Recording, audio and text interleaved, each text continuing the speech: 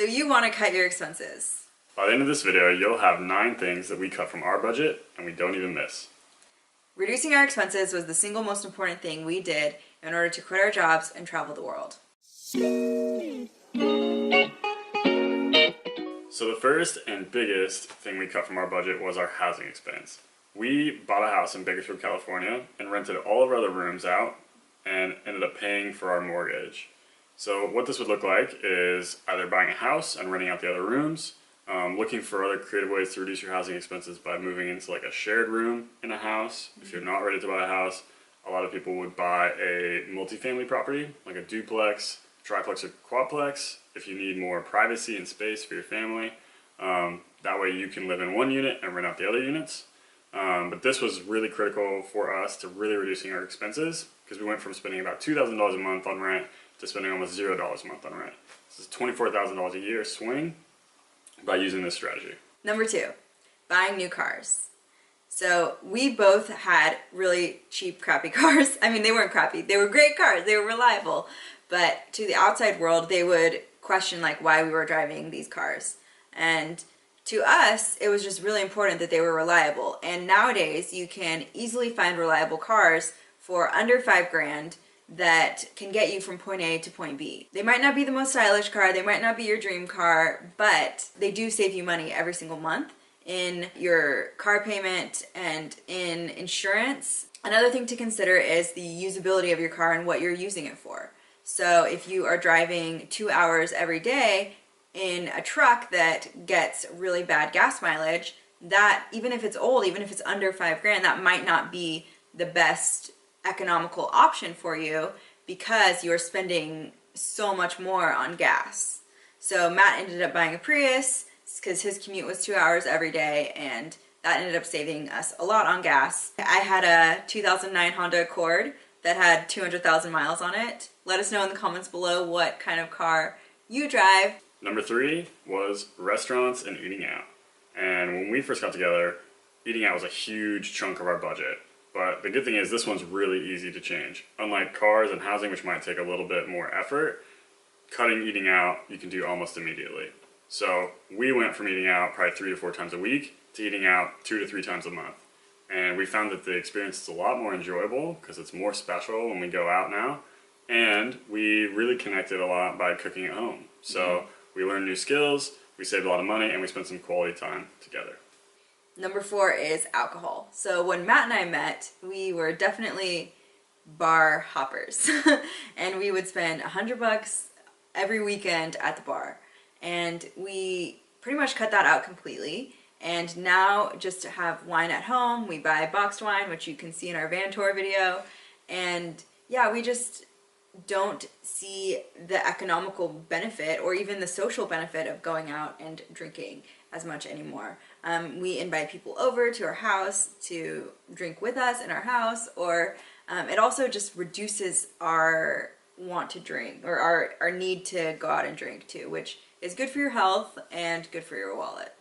Number 5 is social events. And we didn't cut social events completely out of our life, but some of the social events we were doing prior, we just changed. So like Allie was talking about, we stopped going out to the bars, we stopped going out to eat with friends a lot. We started inviting people into our homes to socialize and get together, potluck, or have some drinks there. We started doing social events that really aligned with our hobbies. So we started trying to get outside more, go on camping trips, go hiking. So as an effect of that, we ended up saving a lot of money by not going to the movies and going out to the bars. And we also built stronger relationships, but with different people. So we found some changes in our friend group by kind of making this shift. But we found that our relationships were stronger. Number 6 is clothes. So as you all know, we live in a van, so we really don't have a lot of room for clothes. But even before then, when we lived in a 2,500 square foot house, we stopped buying clothes completely and really focused on just enjoying the clothes that we had and wearing them more and repeating outfits. Like, you've probably seen Matt change his shirt, but he wears his blue chive shirt in almost every YouTube video. So it's just on top of the pile every time. Yeah, he loves it. So just becoming conscious and aware of of how much you're shopping and why you're shopping and just enjoying the clothes that you do have. Number 7 is subscription boxes and all subscription services, really. When we first got together, we had like Birchbox and Stitch Fix, and we've done like a keto crate and done some of these other things. And then we also had subscription services like Netflix and Hulu. I would definitely recommend anyone who still has cable to maybe move to Netflix or Hulu or something like that. But we found, even after having those for a while, that we could find anything we really wanted to entertain us online for free through YouTube or other streaming sites. So we've cut pretty much anything that's a subscription service out of our budget. We were just talking last night about my Birchbox. I had that 2 years ago and I'm still using, I cut it out 2 years ago and I'm still using the products from it today. So it's just a lot of excess products that you don't really need. Number 8 is buying books. So we're huge self-development junkies and we love reading.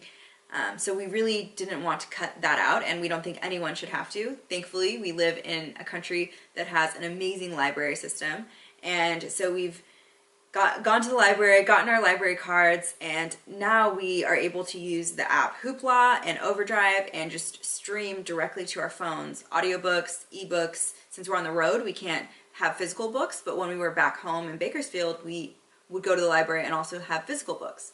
It's great too because it gives you a timeline. You only have 3 weeks to finish the book and then it gets returned. So we found when we were buying books that they just sat on our shelves because the timeline was endless and we knew we'd have them forever. So it's really nice to kind of put you on a time crunch and to also let other people enjoy the same book. Number 9 is insourcing. We cut a lot of services and other things out of our budget by trying to do them ourselves. So we got pretty creative with this one. It went as far as me cutting Allison's hair. She's been cutting my hair for a while, but mine's pretty easy. So pretty much anything that we thought we could do ourselves or were interested in learning, especially when we own the house. Home ownership comes with a lot of things that break, need repaired. I always tried to fix anything I could myself before hiring it out to a plumber or electrician or something like that. And that saved a lot of money.